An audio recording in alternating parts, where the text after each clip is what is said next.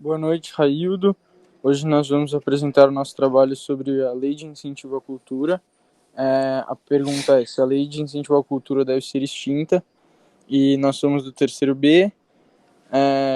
O nosso grupo é formado pelo Arthur Alcântara, Fabrício Silva, Felipe Trintin, Lucas Gosling, Matheus Pazin, Matheus Santana e Vitória Paravati.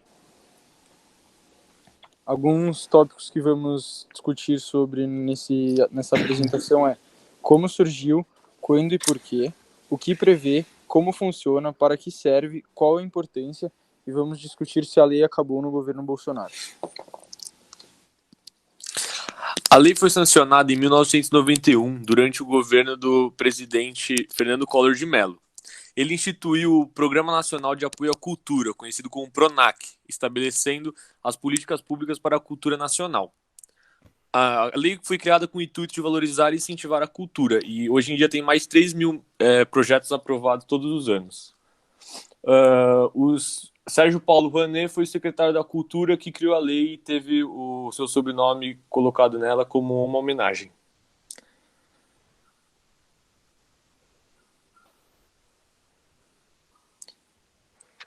A Lei Rouanet prevê que o doador ou patrocinador poderá deduzir do imposto de vida na declaração do imposto de renda.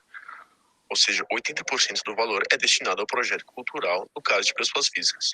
No caso de pessoa jurídica, a dedução é de 40% do valor. É referente a doações de 30% se o apoio foi em forma de patrocínio. O valor a ser abatido não pode ultrapassar 4% do valor total do imposto devido no caso das pessoas jurídicas e 6% no caso de pessoas físicas. Quando se fala no Brasil, um dos grandes orgulhos nacionais é a cultura, seja pela música, obras audiovisuais, as festas populares, etc., pois é um grande gerador de empregos, renda e conhecimento. Na nossa Constituição, existe o artigo 215 que diz: o Estado garantirá a todos o pleno exercício de direitos culturais e acesso às fontes da cultura nacional, e apoiará e incentivará a valorização e a difusão das manifestações culturais. É aí que entra a Lei Rouanet. A importância dela é clara, assim como seu objetivo, que é fomentar a cultura no país. Como exemplos, vale citar o Museu de Artes de São Paulo, MASP, a Pinacoteca de São Paulo e a Festa Literária Internacional de Paraty. Além disso, a Lei Rouanet ela é importante por viabilizar o trabalho de pequenos produtores culturais. Bom, agora eu vou falar um pouco como que funciona a lei. Atualmente, a Lei Rouanet é um dos principais mecanismos de fomento à cultura no Brasil, e ela permite que empresas e pessoas físicas destinem a projetos culturais parte do imposto de renda devido. Ela é basicamente um mecanismo de incentivos fiscais e é apenas uma forma de estimular o apoio da iniciativa privada ao setor cultural. Ou seja, em tese, seria como se o governo abrisse mão de parte dos impostos para que esses valores sejam investidos na cultura. Então, a primeira etapa do processo é quem pode solicitar e quem pode receber os recursos dessa lei. Podem solicitar o apoio pessoas físicas que atuam na área cultural, como artistas, produtores e técnicos, pessoas jurídicas, como autarquias, fundações que tenham cultura como foco de atuação. As propostas podem abranger diversos segmentos culturais, como espetáculos e produtos musicais ou de teatro, dança, circo, literatura, etc. A seleção de quem vai receber esses recursos ela é feita com base em critérios técnicos, já que a lei proíbe que o Ministério da Cultura dê qualquer avaliação subjetiva quanto ao valor artístico ou cultural das propostas apresentadas. O ciclo de aprovação de projetos inclui diversas etapas e se finaliza com a avaliação do CNIC, Comissão Nacional de Incentivo à Cultura, que é formada com paridade de membros do poder público e da sociedade civil. Depois que o projeto cultural é admitido pelo Ministério da Cultura, o proponente deve buscar apoio financeiro diretamente junto aos investidores culturais, que podem ser pessoas físicas ou jurídicas. Quem fornece os recursos é chamado de incentivador. E com a lei, tem parte ou total do valor do apoio deduzido do imposto de renda devido. O valor do incentivo para cada projeto cultural pode ser feito por meio de doação ou patrocínio. No caso da doação, o incentivador não pode ser citado ou promovido pelo projeto. Podem ser beneficiados nessa modalidade apenas as pessoas físicas ou jurídicas sem fins lucrativos. Quando o incentivo ele é realizado por patrocínio, é permitida a identificação do patrocinador, além do abatimento do imposto de renda.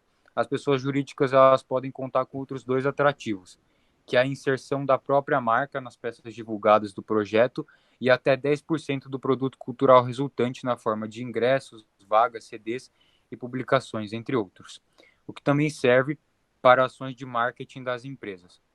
Porém, nesse caso de pessoas jurídicas, somente poderão se beneficiar da isenção fiscal aquelas que declaram o imposto de renda pelo regime do lucro real.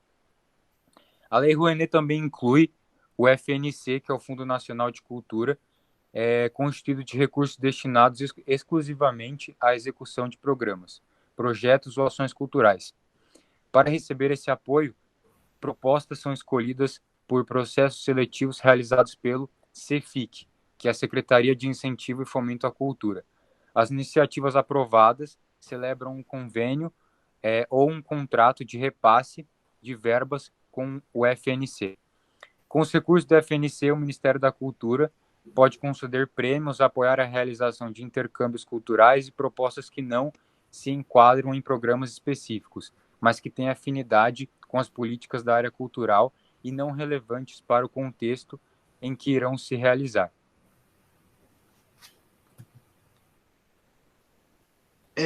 Existem alguns famosos bem conhecidos que já utilizaram e já se beneficiaram da Lei Rouanet. Como exemplo, a gente pode ver o Luan Santana, ao pedir o benefício da lei, ele falou: vamos difundir as raízes sertanejas enquanto manifestações culturais e artísticas através da música romântica. Ele pediu 4 milhões para uma turnê.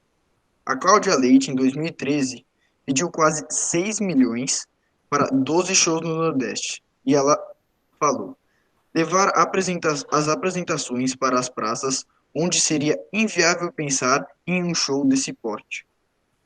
Já o MC Guimê, ele pediu 516 mil para fazer DVDs e shows.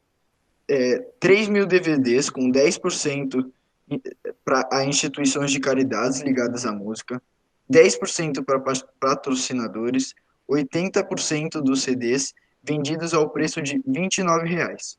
Já os shows, 40% vendidos a R$ 50,00 e o resto distribuído pelos patrocinadores e pela população de baixa renda. Outros conhecidos são os Detonautas Rock Club. Eles pediram 1 milhão para fazer uma turnê de 25 shows pelo Brasil. Foi aprovado pelo governo, porém, eles receberam muita crítica e desistiram de fazer essa turnê.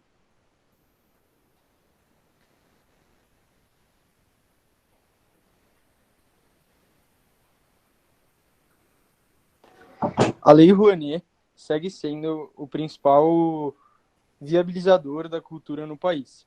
Entretanto, sofreu drásticas mudanças durante o governo Bolsonaro. O que mudou exatamente?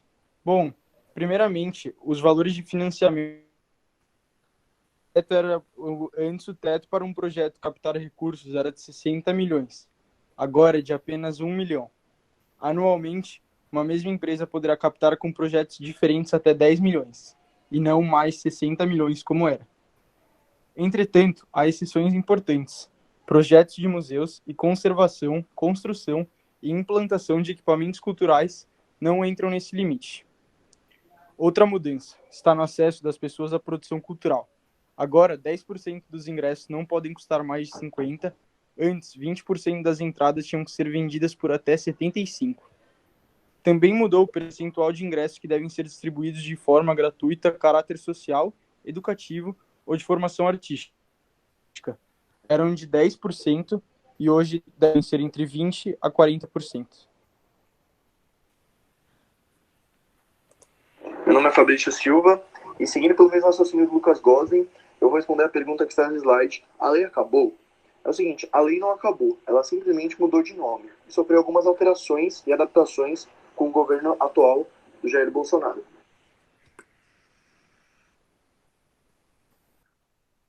panorama da apresentação, eu vou falar um pouco sobre as críticas atuais em relação à lei. Hoje, 25 anos depois de sua criação, a avaliação dos especialistas da área é que ela e outras que seguem o seu modelo, como a lei do audiovisual, a qual aplicam os longas-metragens, cumpriram a sua tarefa. Só em 2015, quase 6 mil projetos foram aprovados nos moldes da Rouanet, financiados com dinheiro da isenção fiscal, quase 4 bilhões de reais no mesmo ano.